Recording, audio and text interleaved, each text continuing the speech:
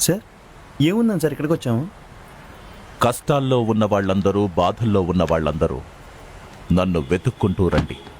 నేను మీ అందరికీ ఆశ్రయిస్తాను. నిన్నే నమ్ముతున్నాము తండ్రి, స్తోత్రం. తనయుడి గురించి తండ్రికి తెలిసినంతగా ఎవరికీ తెలియదు.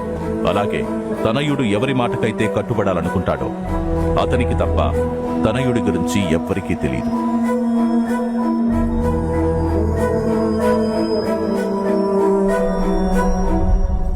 పిచ్చివాళ్లు మాట్లాడే మాటలు సార్ ఇవి. ఈ వచనాలేవి దేవుడివి కావు, లూసిఫర్ చెప్పేవి.